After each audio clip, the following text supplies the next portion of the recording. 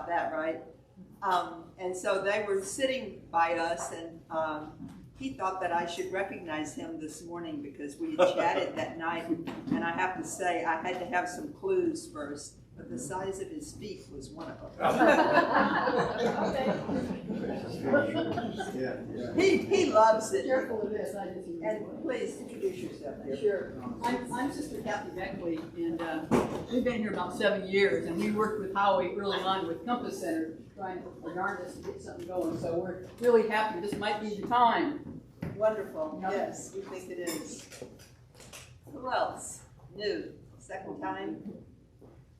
Sort of new faces. Want to introduce yourselves? Yes, please. Michael Terriman. Michael, welcome. This is Nancy Vasquez.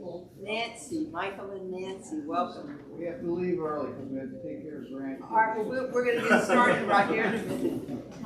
Anyone else want to introduce yourselves? Yes, please, John. Yeah, John Francis and Kate Cole. We're from Dayton, and we read about it in the newspaper, and Howie's always been a big influence. He's infamous. Yes. Infamous is right. Yeah. I'm always in trouble with somebody. Yeah. So today is one of our simplified services. Oh, George, were you going to introduce yourself? Oh, George Cabral here. I live here in Mac. Been a retired teacher. I belong to the First Baptist Church and do some work with homeless in the Foreman shelter. Great, welcome to you. So on the first and third Sundays, we meet right here. We have a traditional service. This one is not really traditional. We don't light a chalice. We don't ring the singing bowl. We don't sing hymns. We don't do an offering. Although we would take your money if you to give it to us at any time. But today is what we call a simplified service. And so there's going to be a presentation by Howie Harkema.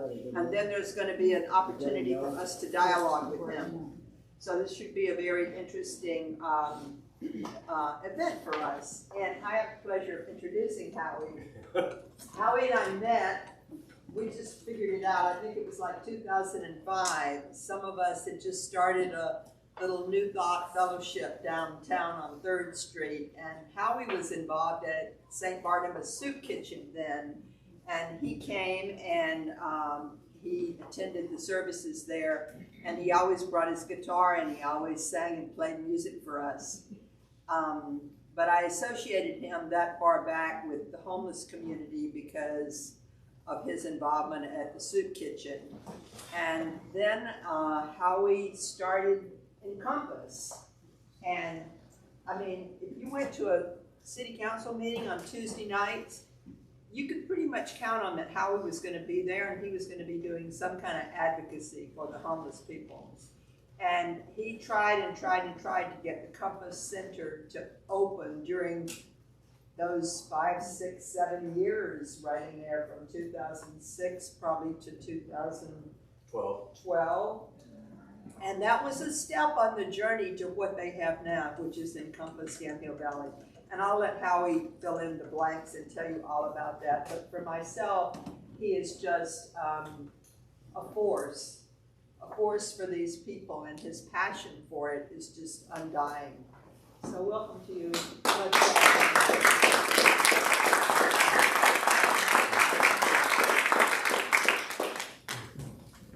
So thank you. It's a real privilege and honor to be here this morning to talk to all of you. And thank you for inviting me, Patricia Fay, and others from the UUFM.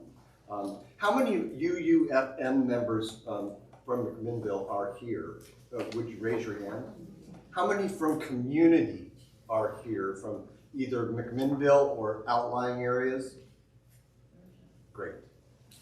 Great. That gives me an idea of how many people saw the News Register, the Progressive Yamhill Post, et cetera, et cetera. Thank you. So as Patricia Fay said, I was the operations manager of St. Barnabas Soup Kitchen from 2007 through 2015, and I retired from there and went into all of this other work. That's what got me going about helping our homeless population and trying to find out solutions and strategies that would work. There was a homeless count every year from 2009 through this year. For the past couple years, it's been very small because of the COVID situation that we were all under. In 2007, we created what was called the End Homelessness 10-year plan with the county. I was one of the people who helped draft that plan and got super involved. And then a lot of people that were involved in it either moved out of the area and or stopped working on this process of assisting our homeless population to bring things back to a norm. In all of that work, there's been one definite thing that I've seen, and that is there is no one solution to all of this. There's a multiplicity of solutions that have to be enacted, and the funding has to be there in order to do the work. So Encompass was founded in April of 2020, and we do everything mobilely right now, but we're getting ready to do to purchase a building and actually have a day center and food and overnight stays, along with all of the other players that are doing sheltering programs, such as the Yamhill County Gospel Rescue Mission, First Baptist Churches, and Newburgh Emergency Shelter. This year alone, in the warming shelters and the cooling shelters at all of those facilities, we've been able to shelter 2,729 people. Wow. That's a lot of people. And we feel that there needs to be more done. We're really lucky that we have a new governor, Tina Kotek, who came to McMinnville and had a meeting with all of us and got some budget numbers that would assist all of us in doing the work. Here's all of us. So I'm going to go into the presentation, and afterward I'm going to have some question and answer, and maybe you guys want to do some discussions. Did everybody get the handout? If you've had a chance to read it, I hope that you understand that there are a lot of myths about homelessness. So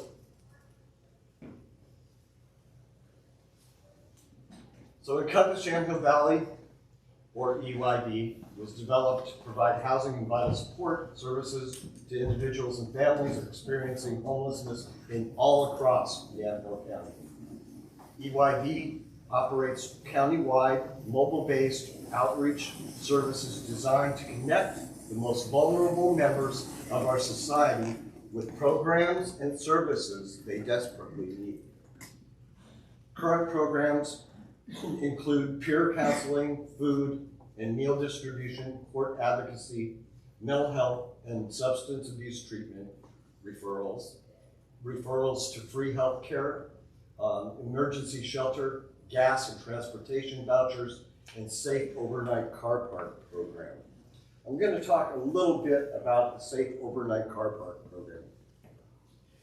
The city 3 years ago decided that it wanted to have outlets for our homeless with either an RV or a trailer and a vehicle, not more than 3 at any site. We have 5 sites. I never divulge where they are because some people, on Facebook say Molotov cocktails is the answer. I can't do that. So one of the sites is just a little bit over 5 acres, half an acre, excuse me.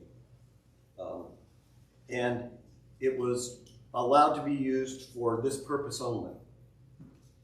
It's a landmass that has 3 trailers on it right now. We have a proposal into the city planning department to increase that under the emergency crisis situation in Oregon, up to 15 sites instead of just 3. We have about 14 people in the program right now. A couple of the couples have actually graduated up and gotten permanent housing. And we keep working towards that end all of the time. The car park program is just a Band-Aid to assist those that are truly in need and need that outlet so that they're not kicked off the streets. They're not impounded, which is a super high cost to get the vehicles out once they're impounded. We are the ones who instigated the little bike pods as well. There is a company here in town that actually manufactured them for us, and we're very grateful to that company for creating those. However, a large contingent of the street homeless that you see on the streets in McMinnville trade things off all of the time. So we originally had 28 of those units in McMinnville, 3 in Newburgh, 1 in Salem. And they've all been traded off or destroyed. And each one of them cost over $700 to manufacture. So we stopped doing that program because of that. There are still a number of those in use out there in the real world. They're somewhat falling apart, but at least it was a place for them to have their stuff and a place for them to sleep overnight.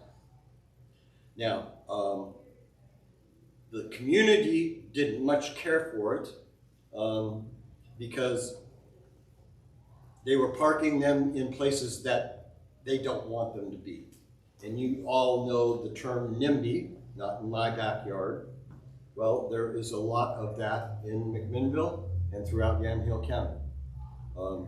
So we're working against that current to try to bring better things to our homeless population. And they're not going away, by the way. We should be grateful that we're not Portland, that we're not Los Angeles, that we're not Eugene, that we're not Salem, because their contingent of homeless population and homeless neighbors is much greater than ours.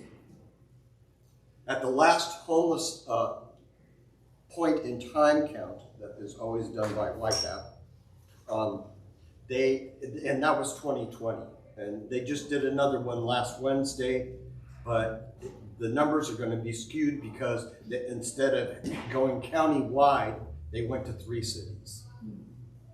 That's it. So our numbers back in 2020, when the last total homeless count in Yamhill County was 1,428 people. Out of those 1,428, about 150 of those are the ones that you see on our streets on a daily basis. They all go to the emergency shelters when it's cold.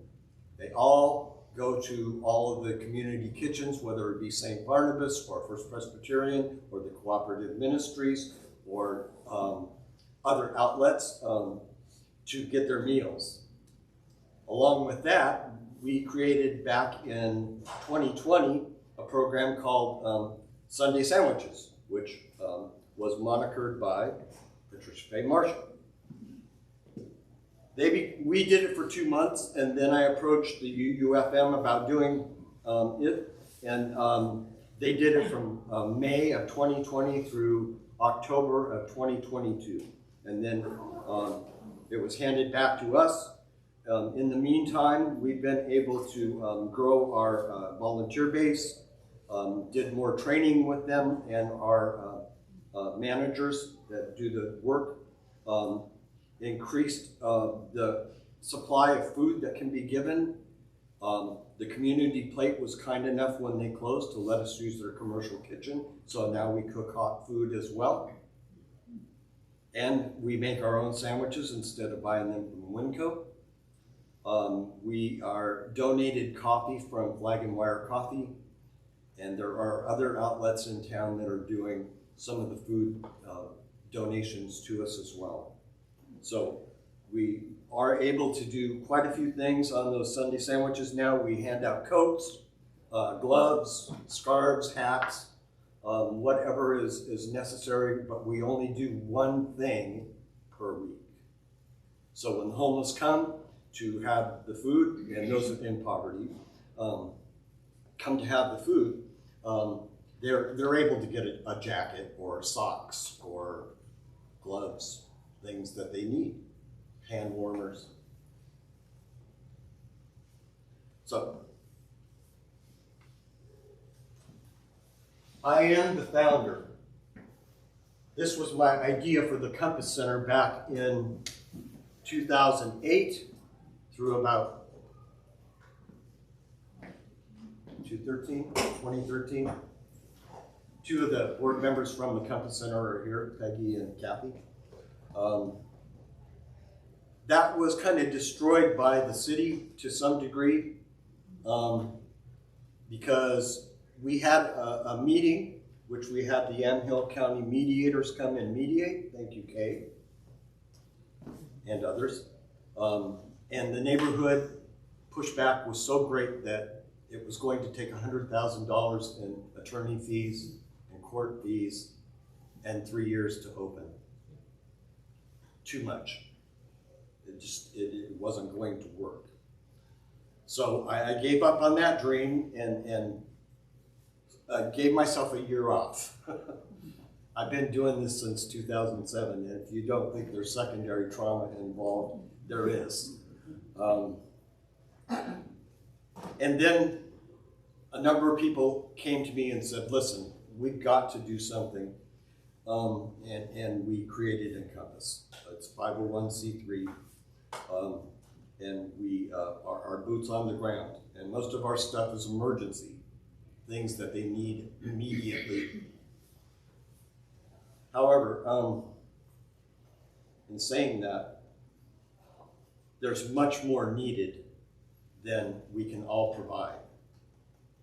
And again, Tina Kotek is proposing to the legislature to allow us to have a fair chunk of the money that is going to go to all of the counties throughout Oregon. Encompass has asked for $1.5 million, and that's not big in the arena. There's much larger animals in the arena of trying to get that money. We feel that it's an obligation to not let people die on the streets. The reason that I even began the homeless work was 2 people passed away on the streets in 2008. One of them was in her 30s. She was an alcoholic. She was underneath the bridge out by the St. James Cemetery. Came up, was crawling down the road. Nobody stopped to assist her, and she died.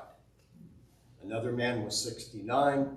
He was living near Wortman Park, and he died of exposure. We've had over 15 homeless people die since 2008. And that's a minimal amount, I realize, compared to our 110,000 people in the county. But people are not throwaway. They're not negligible. They're not insects, which a lot of them think that people think they are. They're not unfit, and some of them aren't lazy and would get jobs if their mental health was better. One of the major reasons that we have so much homelessness in the entire globe, and we'll talk about mostly America, but across the globe, is that in America, when Ronald Reagan was president, he decided to cut the budgets of all of the mental health services throughout all of the states in the United States, which closed Danish Hospital in Wilsonville and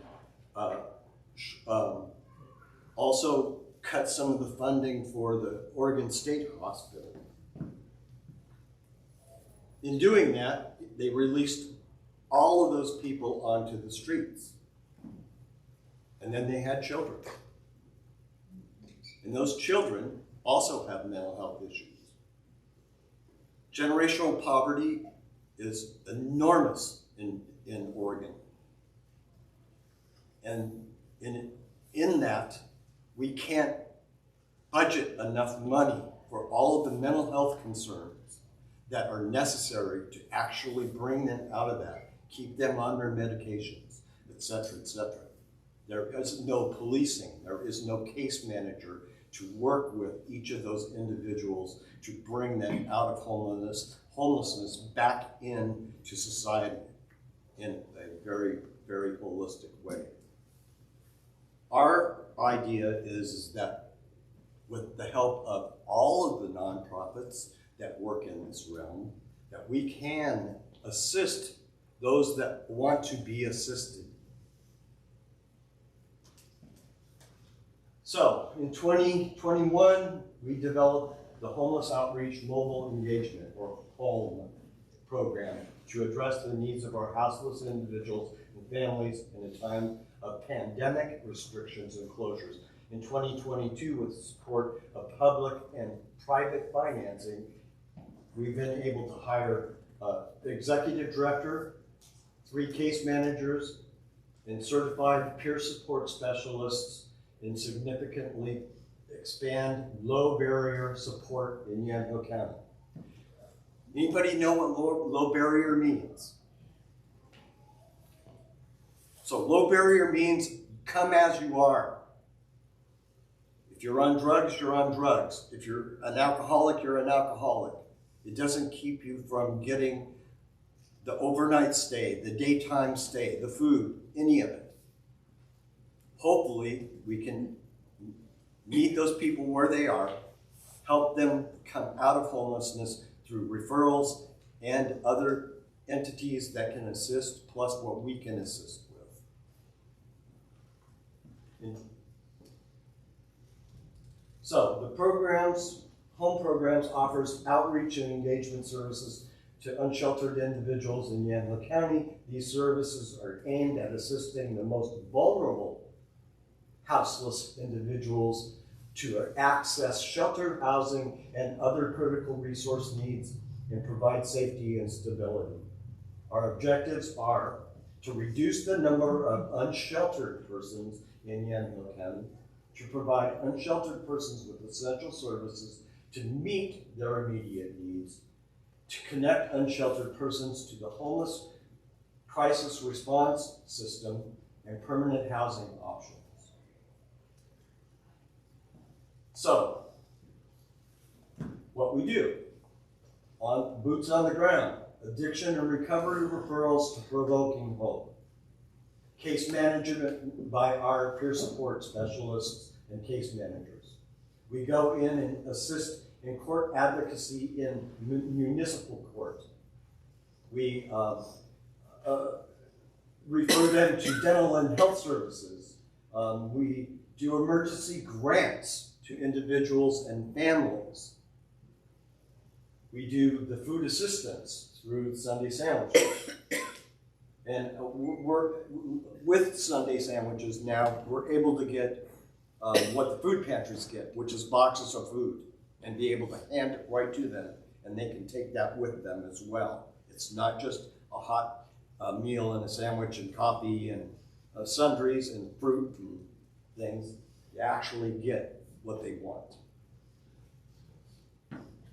We also have gas vouchers. So if somebody is out of gas, they can get a hold of us, and we will get them anywhere from $10 to $100 worth of gas, depending on the situation. If somebody is working and they're doing 32 hours a week, which is part-time, and they don't have gas, they can come to us, and we'll assist them so they can get to their job, so they don't lose their job. With those that need these items, and I'll continue in a minute, is the working poor. And when I say that, what I mean is those that are actually working but not getting full-time job. The minimum wage is the minimum wage. They can maybe get an apartment, a small apartment, and share it with somebody else. Or if it's a family, maybe both of them are working and that would assist them. But the prices of apartments and housing in everywhere now is astronomical. And they might be able to make the rent, but they won't have any food, they won't have any gas, they won't have any electrical, they won't have any of that stuff. So we're here to help assist in that, along with YCAP and many others. So housing stabilization, preventative. Much easier to assist somebody and prevent them from becoming homeless than it is after they're out on the streets. 30 days after they're out on the streets, they are in a whole different realm of their life. And unfortunately, a lot of the people that are on the streets are really broken after 30 days. Some of them have been out there for 30 years plus. And there is a myth in Yamhill County, and probably everywhere. Where are these people coming from? Well, 98% of the people that we see are all from here. There might be 2% that come or dropped off from either Portland by bus or Salem by a taxi or who knows. But 98% of the people that are homeless that are in Yamhill County are from Yamhill County. They're not they're not outsiders. So we offer hygiene kits and clothing. We just did a sock drive. Unbelievable. Over 4,000 pairs of socks were given to us throughout Yamhill County to get them to our homeless population. So back in 2021, I made the decision that we should open a cooling facilities throughout Yamhill County, and First Baptist Church, Yamhill County Gospel Rescue Mission, and Newburgh Emergency Shelter all agreed. Prior to that, that was the year that we had the 110, 116 days. We were able to shelter over 4,000 people in those days.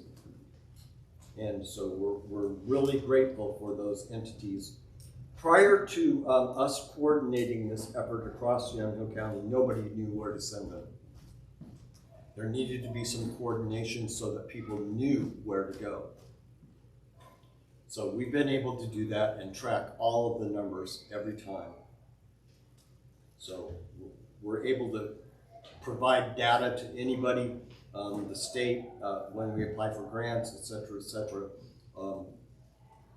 Because there was no coordination, the effort was falling apart. Now it's been solid for 3 years. So we can actually say that we're making a difference in the warming and cooling shelters and the daytime shelters, day locations, by providing the information to a chain of over 100 different outlets that are emailed out with the flyers, and it goes on 211 info as well. It also is given to a huge contingent on Facebook. So people do know where to send them, and the amount of compassion and love that has come our way because of that has been enormous. So many people that really, really want people to be safe. And they weren't prior, and now they are. So those are our inclement weather shelters. Job training and placement assistance. We have a number of people that are on our board that are able to do the trainings. They're able to assist them in getting a job if they really can handle a job. And those that can't handle a job, we help them with SSDI. We help them in other ways to get what they need to live. And we are constantly updating everything that we do. Clothing, I said that before. We're getting ready to buy a triple mobile shower on a trailer. We're going to take it around to sites all over Yamhill County. It will be on a rotational basis. They will always know when we're going to be there. And along with that, we have a van that we can create a clothing closet in and actually do two birds with one stone. We also are working with YCAP to get their mobile shower, which is a one-off scenario as far as hookup and maintenance. When they purchase their two-stall mobile shower, it has to hook up to city water. It doesn't have a fill tank. It has to be gray water has to be drained at a gray water station. And it's like a one-place constant setup scenario. And I recently found out that Willamina Fire District would love to have it permanently at their facility. And so we're going to be working with Willamina to make that happen. It's in mothballs right now, has only been used once. So the need is great for showers. The need is great for towels, as you can well imagine, because they use a towel once and it either goes into a dumpster somewhere or it just disappears. One of the other things that the homeless don't have that we've been able to provide over the years is lockers. There's a set of lockers at the Cooperative Ministries parking lot and First Baptist parking lot where people, it's done by lottery and they're given it a key, and then we of course have a master key as well to put their stuff, so they're constantly not having to haul their stuff around in plastic bags, little wagons, etc., which we see all of the time. So we're hoping to build more of those and put them throughout Yamhill County at different faith-based community outlets and do the same thing, because they do need lockers. Another thing they need is an address. So we have set up a post office box at the UPS store for them. So if they get their mail and need a place for it to come to, whether they applied for a job or they have food stamp updates that they need to do, or they have things that are personal to them, they can now get their mail. And because we do that Sunday sandwiches, a lot of the people that would get mail come there, and we can have the mail right there for them to give to them right then.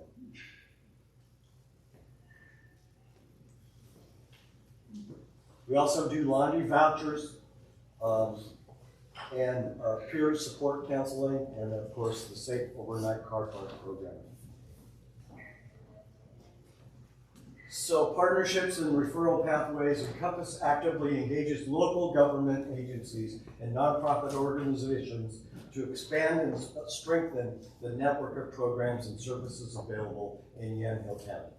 We also always looking for new partnerships, especially in the areas of addiction and recovery services and support, automotive repair, medical and dental providers, RV repair and rehabilitation, and the Safe Overnight Car Park program. I'll talk about Safe Overnight Car Park program a little bit more. So we started out with 2 sites, and we've grown it to 5. But if churches that have property would be so kind and compassionate as to allow us to have people stay there. We have a whole set of rules. We have an intake form that goes through everything. We do case management. Nothing is lacking to keep them managed when they're on any of these given sites. We, on a daily basis, go to every one of these sites and check in. So if there's any problems whatsoever, we are able to do the kibosh on the problem immediately. We're trying to grow that because the number of homeless that are on the streets that need a place is constant. And we have received probably 75 asks, can we get into the program? Well, when you've only got 5 sites, it makes it hard to do all of that. However, with what I said with the planning department and moving up from 3 due to the homeless crisis to 15, that will help some. So, new programs in 2023, certified recovery mentors, expanded food assistance program because of YCAP and others. We're really lucky when the community plate closed down recently, which is a restaurant here in town. They allow us to use their kitchen, and it's a commercial kitchen, and everyone that works there has food handlers cards, and it's all volunteer. Low barrier emergency shelter. I spoke about this a little bit. We have our eye on a property and we have an underwriter that is willing to purchase it for us and then sell it, lease it to us and then sell it to us when we get the money from the state and buy it outright. In that facility is a kitchen that can become a commercial kitchen. It has a number of offices. It has a huge great room. It has 2 stories. It's basement and first floor. It has a large parking lot. We can have some of our people that are living off of Workman Park and other outlets and neighborhoods where people don't want them, and we can manage it. And we can manage it 24 hours a day. And it gives them a place to be. The biggest solution to ending homelessness is a place to be. Property, a place to be, whether it be a tent, a bike pod, a Conestoga hut, a tiny house village, etc., etc. It is a place to be and not in these neighborhoods where they're being rousted on a daily, where they're being hassled by neighbors. And believe me, I don't want them living in my neighborhood either. So I'm part of the problem as also part of the solution.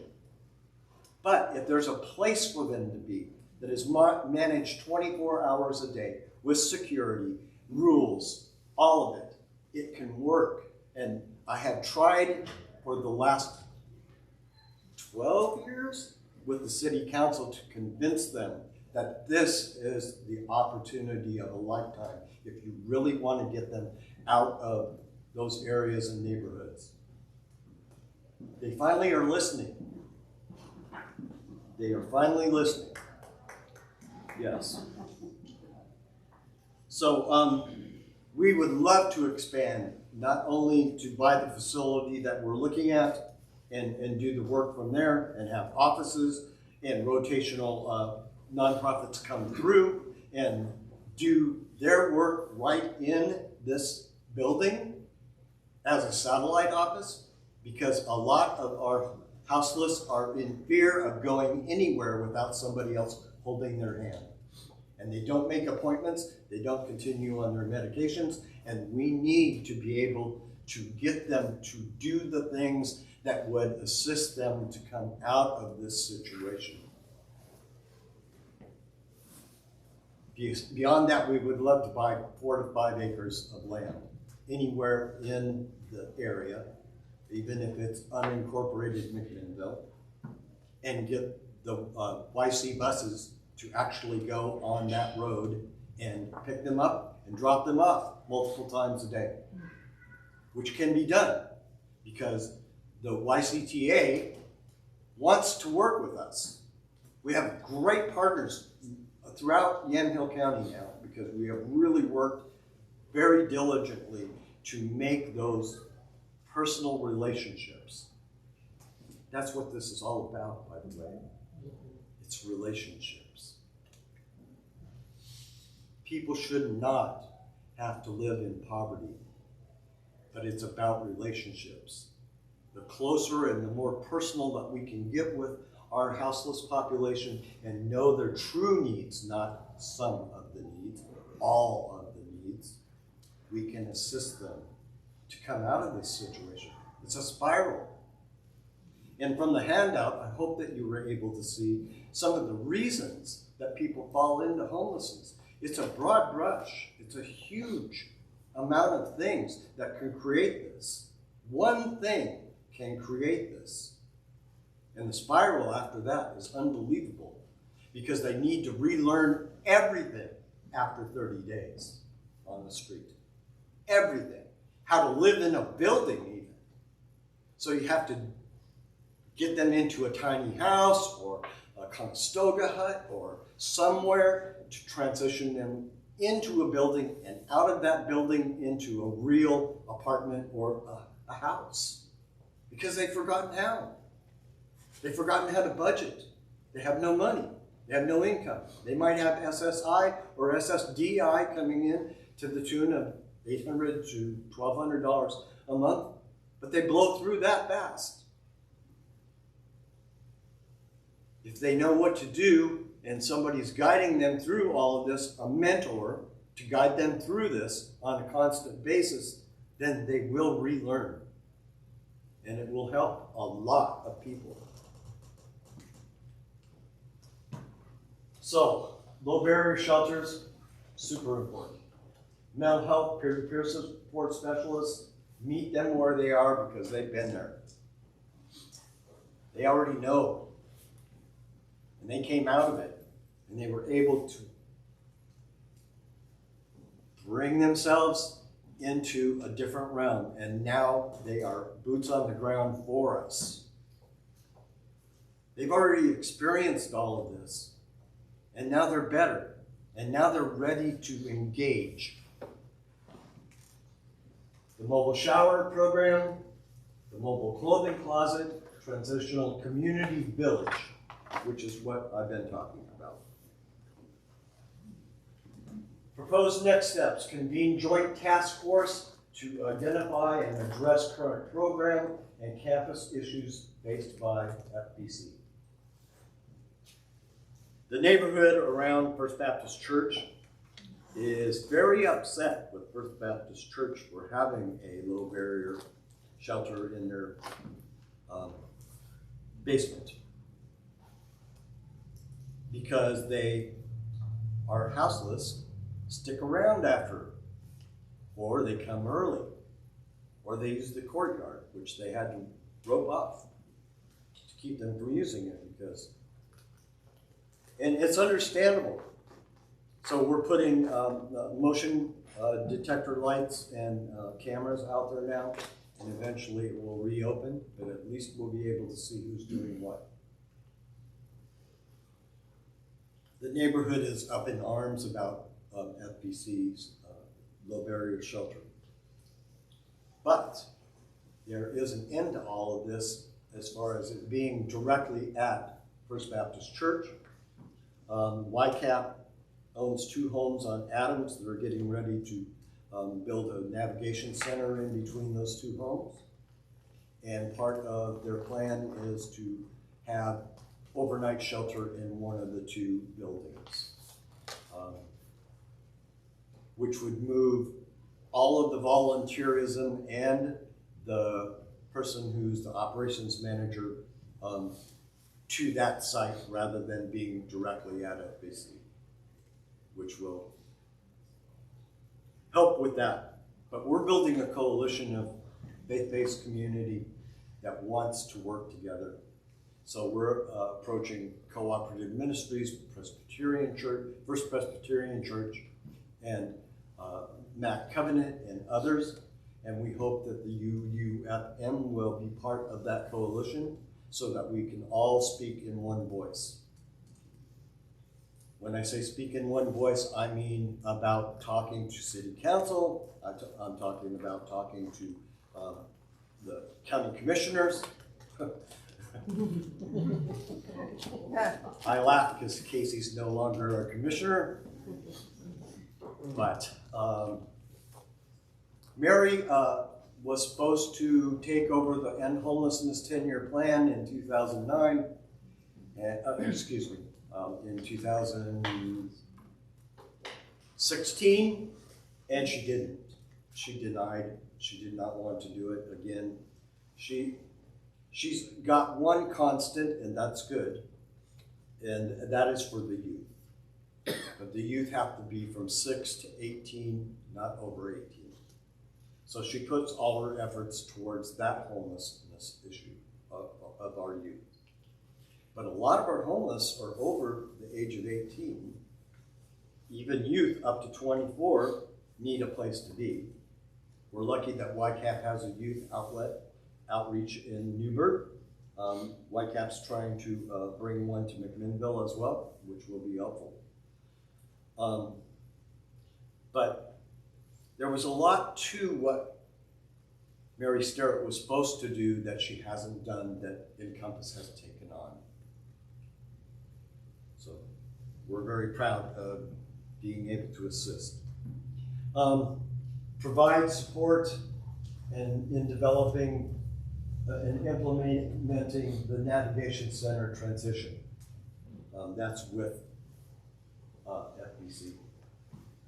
Assist with volunteer recruitment for FBC.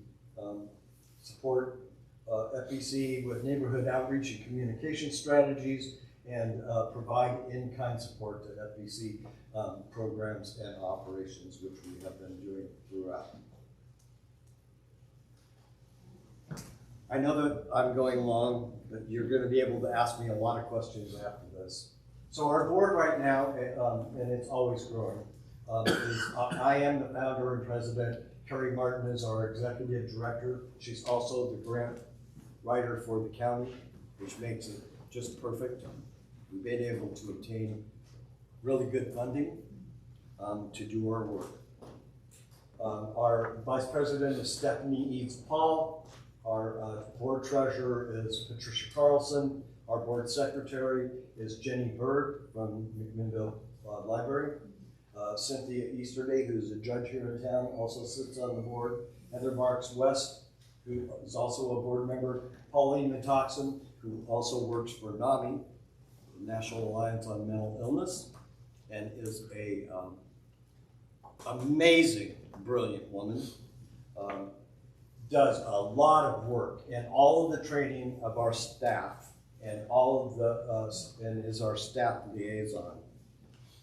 We have other people in mind for the board. If anyone here is interested in being on our board, please come and see me. Or I have business cards. It has my email address on it. You can email me. And last but not least, on this presentation, because I knew it was going to be, what happened? Oh, there we go. So you can contact us. I know that you can't write all of this down or anything, but again, we have 5 employees. We're growing that to 7 in the next month or so because we need more boots on the ground.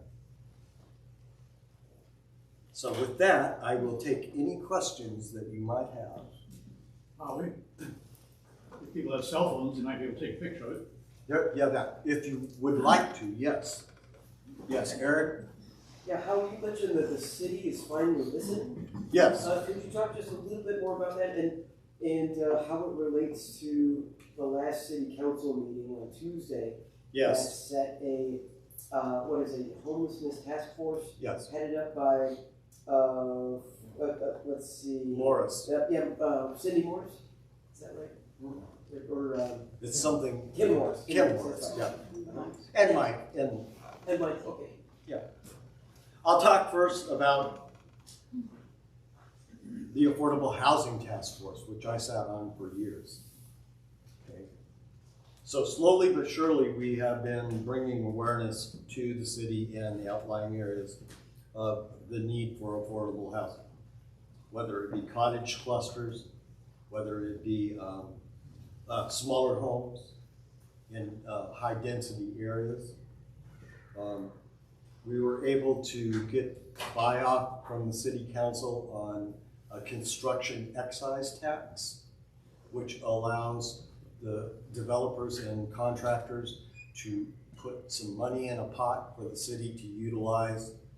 It's only a very small fraction of money, but it would grow over the next 2 years to a couple $100,000, which could assist in a lot of things that need to happen. So, and as far as got their attention, they know that the need has been here all of this time. I and Mark Davis, for those who know Mark Davis, went to the city council and the county commissioners 9 years ago and said, listen, because of where I work, and Mark was working at the housing authority at the time, we see that our homeless population is growing by leaps and bounds, and that people are falling into poverty. And if you don't do something now to be activated instead of just responsive, you'll never get ahead of the curve. And we told both the city council and the county commissioners this, but they didn't believe it. They didn't see it. The people weren't on the streets at that time in the multitudes that they are now. However, they know that we need to do this. It's just they can't cough up money to assist. And now with the construction excise tax in place for McMinnville, we actually will have a budget to do something with for the first time in 8 or 9 years. And when I say us, I mean the Affordable Housing Committee. It used to be called Task Force. To do something with, whether it's buy a piece of property or build a set of cottages or that type of thing, they could do that. As far as the pushback group, it's so new, but we've also been invited to the table. So it's not going to be without the nonprofits that are super involved, like YCAP, like Provoking Hope, like Encompass, like Yamhill County Gospel Rescue Mission, etc., etc. We have a voice there too. It's not going to be as nasty as it could be without those issues being involved. And yes, it will be nasty for a while.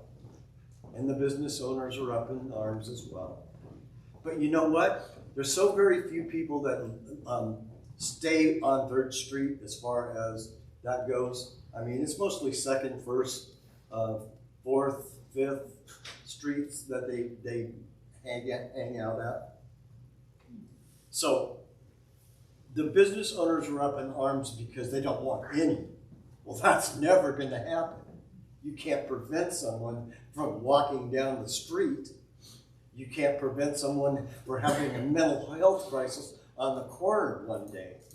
The police are always called. They go, sometimes mental health crisis team comes, sometimes the police come and usher them onward. We know who they are, yes. Hey, I'm new to this, but what do you think of the idea of providing a little extra cash to homeless people who... Well, it depends on who it is. And I say that cautiously. I hand out money, you know, if I see someone on the corner and they're only asking for $1 or something, I don't mind giving it to them. It's probably going to buy them alcohol. It's probably going to buy them cigarettes. It's probably not food related. It's probably something that they just want. We provide funds, as you saw, in grants, but it has to be for a specific purpose. Tires, a battery, food for a month, et cetera, et cetera. Handing out cash is questionable, depending on who you're handing it to, what they'll use it for. Well, isn't that responsibility on them? Isn't that their responsibility? It is. After you give them money, it's up to them. If you give, I got a guy who's been collecting bottles at my house for years, and I just And we do that too. developed a friendship, and I slip him. But you know him. You have a relationship. Some of the people that are out here panhandling in at least McMinnville, excuse me, are doing it for their own benefit, whatever that benefit might be. We have a relationship, and I recently went through some serious stuff. He checks on me a little bit, stop by and says hi, and leave my bottles out for him. Don't stop assisting this guy. If you have a personal relationship with him, do what you need to do. All right, so we can stay in touch through this wire. You know what? On there is our website. And this little UPC code takes you directly to our website. All you have to do is scan it on your phone or scan it with your camera on your computer. It'll take you directly there. Thanks. You're welcome. Thank you for being here. Howie, couple things. One, everything that we've talked about would be facilitated by people being stabilized in one place. Yes. And it would cost a lot less too, because Absolutely. Services could be provided in a consistent way. And so having a place really, as you said, becomes something that needs to be a priority in order to really solve the problem. That is correct, Edie. And then the other thing is, it seems to me that perhaps folks who live in McMinnville could participate in this new Coalition? task force. Yeah. Oh, new task force, yes. In this task force, because You'd have to be invited, though. Oh, you have to be invited? Oh, that's crummy. Baidu. However, I'm sorry. all community is always welcome to come. Yeah, and I think that displaying that interest and advocacy for what really needs to happen is pretty important to begin to address the whole NIMBY issue. Right. And I think too, advocacy, because the city camping ordinance is illegal. Right. And to begin to put pressure on them and the city camping ordinance, what it does is just moves people around. It does not solve anything. And they knew it was going to do that, Edie.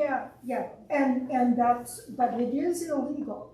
And organization to address that is a way to begin to see that the whole NIMBY thing is not going to solve anything. No. And it just makes it worse for everybody and for the people particularly. So that's, if people are looking for something to do, it seems to me that this new task force. So the coalition wants to, the coalition that we're trying to build would allow for those voices throughout the community to be heard at these Yes. task force meetings. Yeah, I just. But did you say you have to be invited to a task force meeting? No, here's the deal. They have membership. Beyond the membership that the task force has already got now, community's always invited to come, to participate, to talk, And when and where are those? I don't know yet because it's brand new. It just occurred last Tuesday. Great. But yes, Eric, you had another question? And let me, before I ask you that, what Edie was talking about was the Boise case. The Ninth Circuit Court of Appeals back a couple of years ago, maybe 4 years ago, made a decision that sleeping on public land was permissible if there was no other facility available or if it was full. So we had people camping on 4th Street. We had about 30 vehicles out on Marsh Lane in Dustin Court off of Riverside Drive. And the community was up in arms about it. Rightfully so. But where were they going to go? There was no option for them at that time. So under that, guys, they looked at an ordinance that was out of Vancouver, Washington, and implemented that ordinance that people can sleep on the streets, but they have to be gone by 6:30 a.m. and they can't come back until 8:30 p.m. And since then, no one has been sleeping on the streets, which is what they wanted. I can understand that from a business standpoint. You know, people were camped out on 4th Street, again, Marsh Lane, which also goes to McMinnville Water and Light. People were trying to get through that melee of mobile homes and stuff that the people had collected, and tires sitting out in the middle of the road and all of that. It's difficult to transport yourself to that facility the way that it was. However, there was no option. They didn't have a place to be, which is still part of the problem, and why we're trying to fix that problem in a multitude of ways. Do you have some land in mind? We do. We've looked at some, but the building is already in process. And can you say anything more about that building? Is it within the McMinnville city limits? It is. That's all I can say right now. Right now, until we make the announcement, and that'll be in the News Register and a ton of Facebook pages, including ours. And so when you have that building, will you be able to provide the services that Champion Team was providing? And more. And more. Wonderful. Yeah. Question, how invested is the Downtown Association in solutions as opposed to just? No, they just want to move them up. I mean, they're, as far as financial help or other?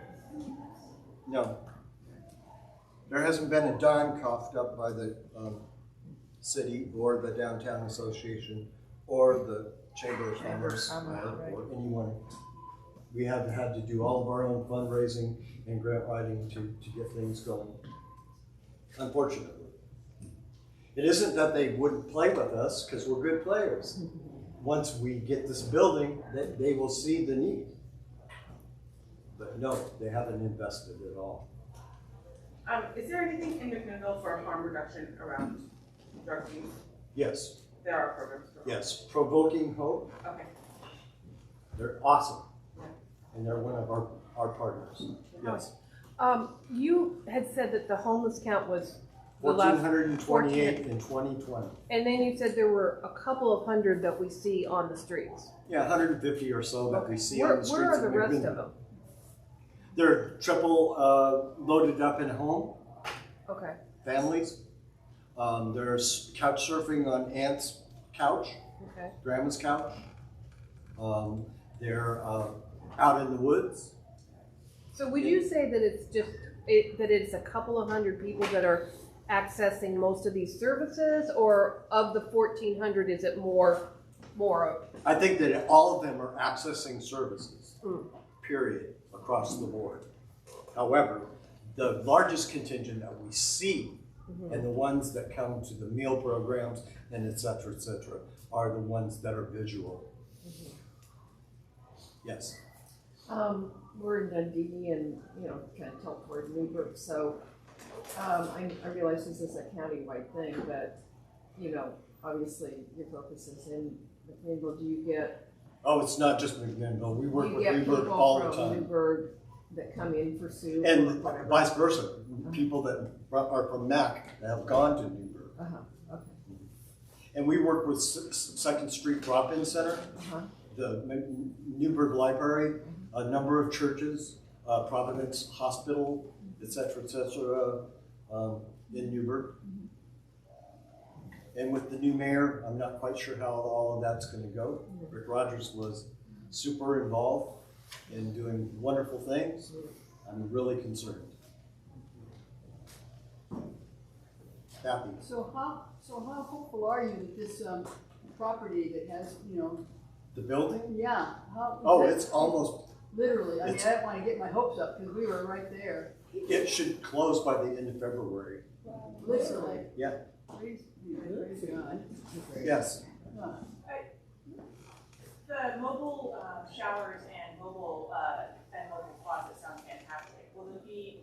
Is there a possibility to get laundry services in your new building or mobile laundry Yes, as well? there is a laundry outlet in the building that we can set up a number of washers and dryers, and they won't be the 25, the quarters. It'll just be washer, and it'll be on a schedule and sequenced so that everybody can get their needs met. And that's in motion, getting those machines? We haven't applied for the machines yet. We're hoping to write a grant for all of the sundries. Yes. Howie, you say that most of the homeless people that we see are actual locals or residents of. Yes. How long, I'm assuming someone's YCAP or whatever is tabulating, how long do you have to live in the community before you're associated with the community? Like a citizen is what you're saying. Yeah, what I'm getting at is it's like, I have two different stories in my mind where it's like, there's a climate crisis and desertification and, all these things and all these new people that are moving to Oregon from California or wherever. And how does that work? Are all these new immigrants just wealthy people who are buying houses? Yes. Okay, and then they're the disnification of McMinnville, yes. Yeah, and so they're raising the costs, and yes, and then the people who used to be able to get a house for $500-600 are now on the streets or whatever. That's correct. Okay. Yes. About the new facility, I'm just curious what the responsibility will be amongst the unhoused population when they are in the new facility, like in Yes. order to. You're talking about rules now. Well, I guess I'm more so talking about a purpose for them. I think that It's not a place to just come and lounge around. We may put them to work and see what their talents are and use their time and talent within the realm of the building.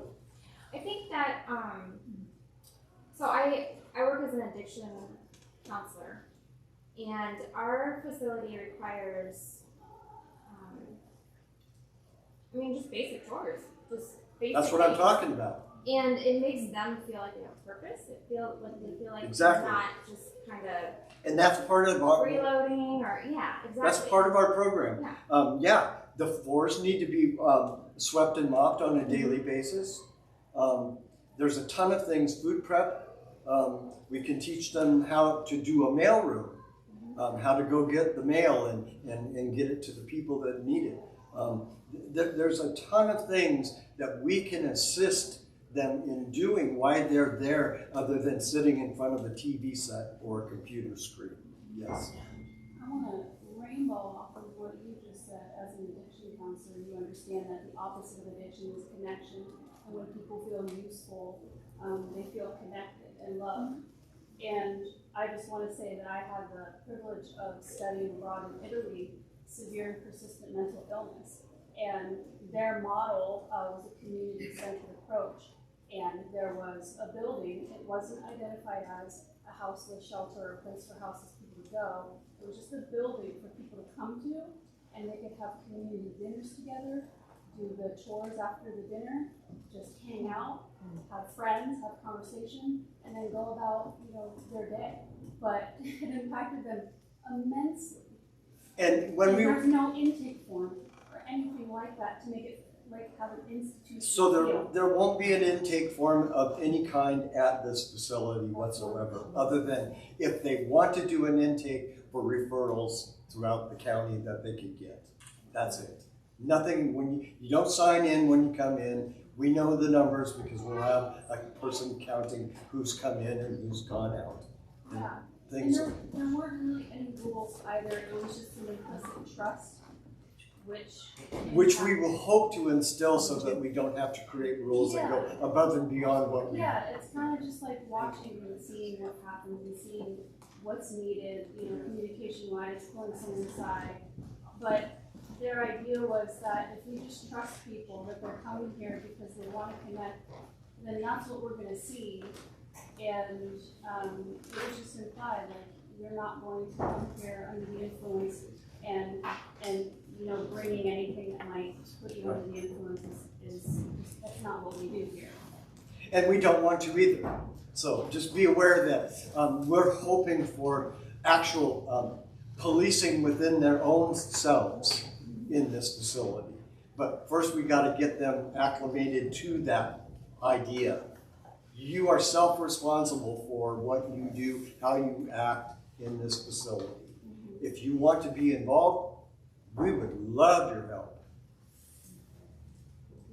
Howie, this has been beyond great. Thank you so much.